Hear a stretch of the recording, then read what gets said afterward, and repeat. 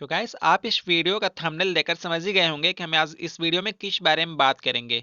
तो जिन भाइयों को भी फेज 1 में कॉलेज अलाउड हुआ था और जिन्होंने भी एडमिशन ले लिया है, तो अब बारी है उन्हें स्कॉलरशिप फॉर्म भरने की। तो हम इसकी लास्ट डेट के बारे में भी देखेंगे और इसमें डॉक्यूमेंट क्या क्या लगेगा उसके बारे में भी हम जान लेते हैं। चलिए देखते हैं। तो फ्रेंड्स, जैसा कि आप स्क्रीन पर देख पा रहे होंगे कि इसमें दो टाइप का स्कॉलरशिप आता है, ठीक है। एक होता है प्री मैट्रिक, एक होता है पोस्ट मैट्रिक। तो जो प्री मैट्रिक होता है इसमें 9th और 10th वालों के लिए होता है, 9th और 10th वालों के लिए प्री मैट्रिक का। तो हमें इससे कोई मतलब नहीं, हमें पोस्ट मैट्रिक का देखना है। तो पोस्ट मैट्रिक में 11-12 ग्रेजुएशन या फिर पीजी या फिर डिप्लोमा, यानी कि 9-10 को छोड़कर जितने भी आप क्लासेस करते हैं तो वो आपकी पोस्ट मैट्रिक के अंतर्गत आएगी। तो हम डेट के बारे में जान लेते हैं इसमें। तो आप डेट डेट देख पा रहे होंगे 12 तारीख, यानी 12 दिसंबर तक का लास्ट डेट है। तो आप लास्ट डेट का वेट मत करना। अगर आपने एडमिशन ले लिया है तो आप आज ही फॉर्म फिल कर दें। आपसे मेरा ये रिक्वेस्ट है, क्योंकि हो सकता है कि आगे फिर आपको कुछ प्रॉब्लम भी आ सकती है, ठीक है।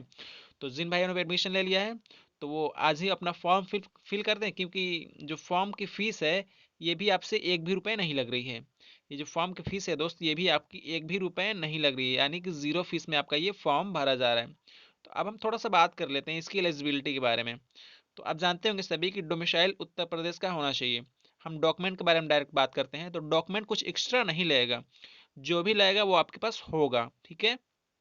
आपके जो भी, यानी कि आपके पास मार्कशीट होगा ही, कास्ट सर्टिफिकेट, इनकम सर्टिफिकेट। तो बहुत लोगों का ये डाउट आ रहा है कि कितना पुराना होना चाहिए। तो मैं आपको यही सजेशन दूंगा कि अब अगर आपके पास टाइम हो या फिर 6 महीने से ज़्यादा आपका पुराना हो या फिर 1 साल से भी ज़्यादा पुराना हो तो आप नया बनवा लो, क्योंकि हो सकता है कुछ इश्यूज आ सकता है, प्रॉब्लम्स आ सकता है, ठीक है।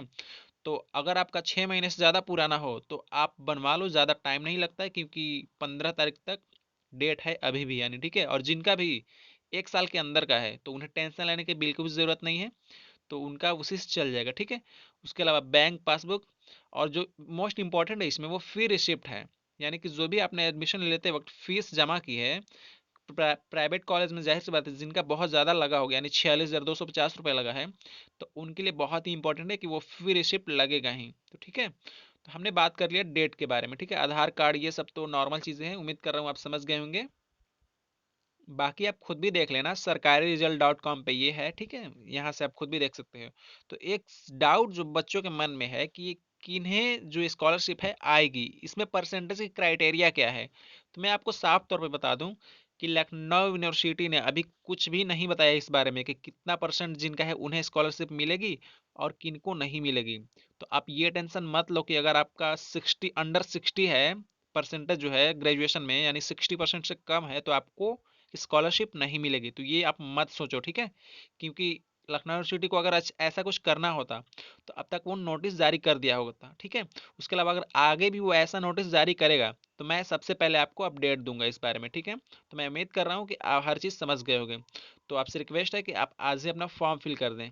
थैंक यू दोस्त, आगे के फिर हम वीडियो में मिलेंगे।